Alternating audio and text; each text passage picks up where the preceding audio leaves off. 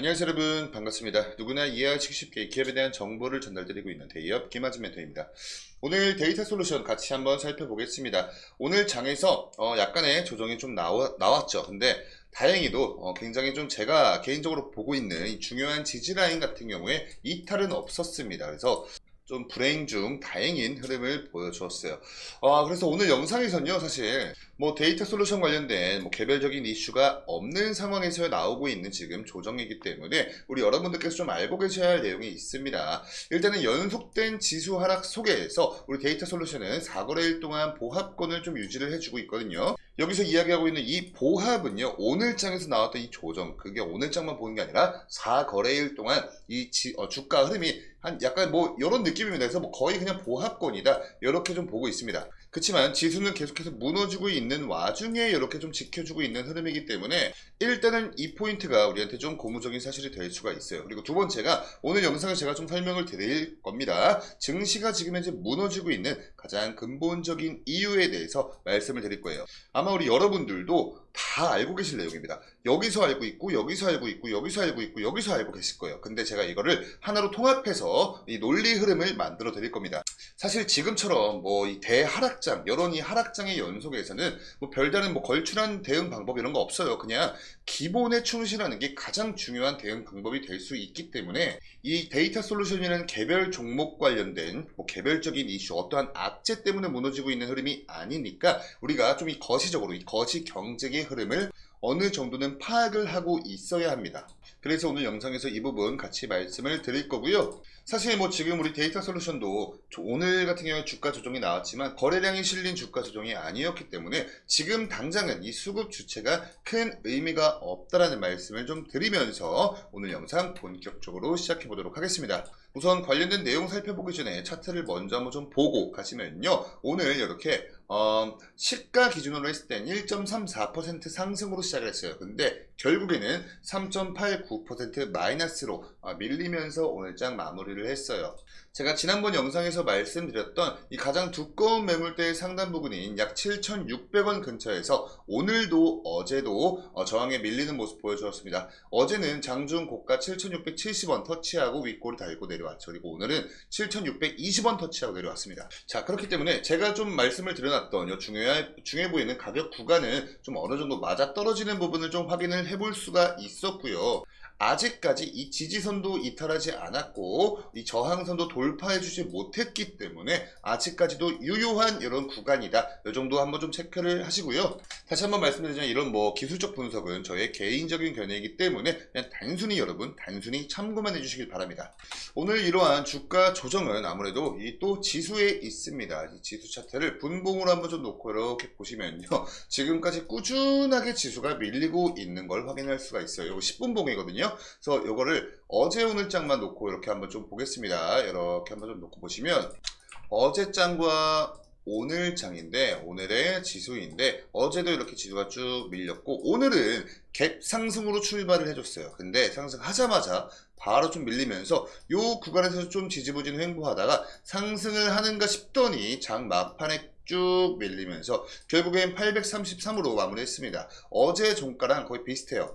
어제 종가가 832였거든요. 그러니까 오늘도 뭐 어제와 굉장히 비슷한 흐름이었다, 이렇게 우리가 좀 볼 수가 있겠고, 이 부분을 좀 유의 깊게 봐주시길 바랍니다. 갭 상승 출발, 그리고 장시작 좀 상승을 해주다가 밀리고 횡보, 그리고 상승 조정, 요 과정을 한번 좀 눈에 저장을 하시고 오늘 우리 데이터 솔루션의 분봉을 한번 좀 보겠습니다. 자, 이렇게 5분봉으로 한번 좀 보겠습니다. 데이터 솔루션도 마찬가지로 갭 상승 출발을 했어요. 1.34% 올라왔다가 바로 주가 조정 받고, 그리고 어느 정도 또 상승해 줬다가 주가 조정 받고 요거만 횡보하다가 상승하더니 장막판 꼬꾸라졌죠. 지수랑 똑같습니다. 자, 그래서 이러한 흐름이기 때문에 우리 뭐 데이터 솔루션 관련된 뭐 특별한 뭐 개별적인 악재가 있어서 주가 조정이 나왔다는 게 아니에요. 자, 그러면 이 데이터 솔루션이 다시 한번 반등을 해주는 모멘텀을 우리가 기대를 하기 위해서는 무엇보다 지금 당장 지수의 흐름 영향에 굉장히 취약하기 때문에 지금 이렇게 이 지수가 무너지고 있는 이유에 대해서 우리가 파악을 해봐야 된다는 겁니다. 자, 그럼 한번 좀 시작을 해볼게요. 자, 우선 가장 큰 이유 중 하나가 바로 이겁니다. 최근에 이스라엘이 이란의 영사관을 폭격했죠. 그죠? 그러고 이란이 이스라엘 본토를 공습을 했습니다. 그러고 이제 이스라엘이 다시 재반격을 벼르고 있어요. 자, 그래서 지금 현재 이 중동발 이 지정학적 리스크가 아직까지 여전히 존재를 하는 만큼 이런 것들이 지금 현재 이 세계 경제에 영향을 굉장히 많이 좀 끼치고 있는데, 여기서 우리가 또 중요시 봐야 할 게 뭐냐면요, 이란이 최후의 카드로는 이 호르무즈 해협까지 봉쇄를 할 수도 있다는 내용도 나오고 있어요. 이거 뭐 물론 가능성은 낮습니다. 근데 그렇지만 최악의 카드로 이 호르무즈 해협을 봉쇄를 할 수도 있다. 자, 호르무즈 해협이 여러분 어디냐면요, 여기가 이란이거든요. 요 바로 아래에 있는 여기에요. 요거를 확대한 그림이 요겁니다. 보시면 이란 여기 있죠. 요 아래에 이렇게 시옷자로 이렇게 좀 파여져 있는데 바다가 요 공간이죠. 여기 굉장히 좁아지는 여기를 호르무즈 해협이라고 그래요. 근데 이게 왜 중요하냐면 전 세계의 원유 하루 물동량의 20%가 여기를 지나다닙니다. 자, 근데 아까 제가 이 이란의 최후의 카드로는 이 호르무즈 해협 봉쇄까지도 있다라고 말씀드렸죠. 요거 만약에 봉쇄를 해버리면 어떤 상황이 발생하느냐? 말 그대로 세계 원유 하루 물동량 20%의 공급 차질이 발생하겠죠. 공급에 차질이 발생합니다. 그러면 너무나 간단한 이 수요 공급 법칙에 의해서 공급이 떨어지는 만큼 가격은 상승할 거예요. 어떤 가격이? 석유죠.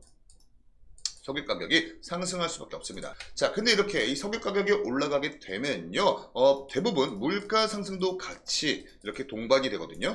이 물가가 상승된다는 말을 우리는 다른 말로 인플레이션이라고 그래요. 근데 이 은행에서 이 인플레이션 현상을 잡기 위해서 가장 빠르고도 가장 먼저 꺼내놓는 이 카드가 뭐냐면 바로 금리 인상입니다. 자, 여러분, 우리 지금까지 23년도 말부터 24년도 들어오는 순간까지도 금리 인하 기대감으로 이 주식시장에 굉장히 많은 자금이 들어왔다는 건 다들 알고 계실 거예요. 자, 근데 지금 이러한 상황에 우리가 직면을 해 있는 만큼 금리 인하가 아닌 금리 상승, 이런 게 가능성이 대두가 되고 있기 때문에 그만큼 금리 인하 기대감이 꺾이고 있는 겁니다. 자, 이게 가장 큰 이유 첫 번째고요. 두 번째 이유가 뭐냐면요, 안 그래도 이 WTIU라고 해서 그냥 원유라고 생각하시면 됩니다. 요때 가장 최저점을 찍었던 가장 최근에 이때가 23년도 말이에요. 23년도 말인데 23년도 말부터 지금까지 넓게 보면요, 꾸준히 우상향을 해오고 있어요. 이 기간 동안 맨 처음엔 이스라엘과 원래는 팔레스타인 얘네끼리 막 치고받고 싸우다가 지금은 이스라엘과 이란으로 좀 이렇게 확전이 된 양상입니다. 이러한 이 중동발 지정학적 리스크 때문에 실제로 이 원유 가격은 23년도 말부터 꾸준하게 증가를 하고 있는 추세예요. 자, 그리고 다음 보실게 바로 여기 뭐냐면요, 미국 소매 판매 지수입니다. 미국 소매 판매 지수입니다.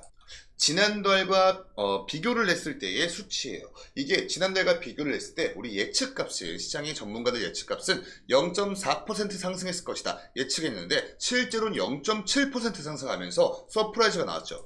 이 소매 판매 지수가 예상치보다 높다는 말이 뭐냐면요, 미국의 지금 현재 이 소비력이 굉장히 탄탄하게 살아있다라는 내용이거든요. 우리가 예측했던 것보다 실제가 더 탄탄하다라는 거죠. 이 소비력을 우리 다른 말로 유동성이라는 표현을 써요.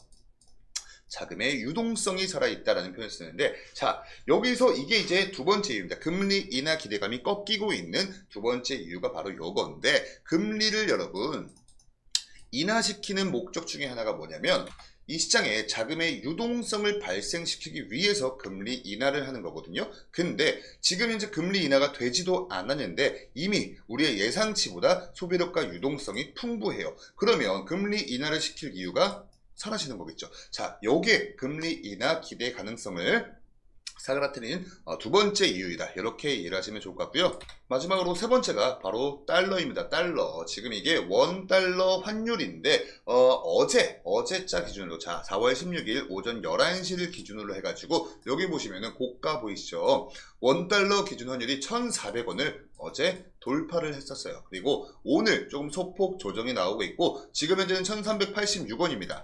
자, 이렇게 증시가 박살이 나고 있는 상태에선 사람들이 안전자산으로 많이들 다 피난을 합니다. 그럼 그 말인즉슨 이 안전 자산에 대한 수요가 증가한단 말이죠. 자, 그래서 이 대표적인 안전 자산 중 하나인 이 달러 수요가 폭증을 하기 시작하면서 결국 굉장히 가파르게 이 달러의 가치가 올라가고 있어요. 그럼 또 어떻게 되느냐? 자, 이 달러 가치가 계속해서 올라가고 있는 추세이니만큼 상대적으로 우리 원화 가치는 떨어지게 되겠죠. 자, 그러면 우리가 달러를 들고 있는 외국인 입장이라고 한번 생각을 해봅시다. 자, 이 달러를 가만히만 들고 있어도 달러 가치는 알아서 상승해요. 그리고 원화 가치는 알아서 지금 상대적으로 떨어지고 있습니다.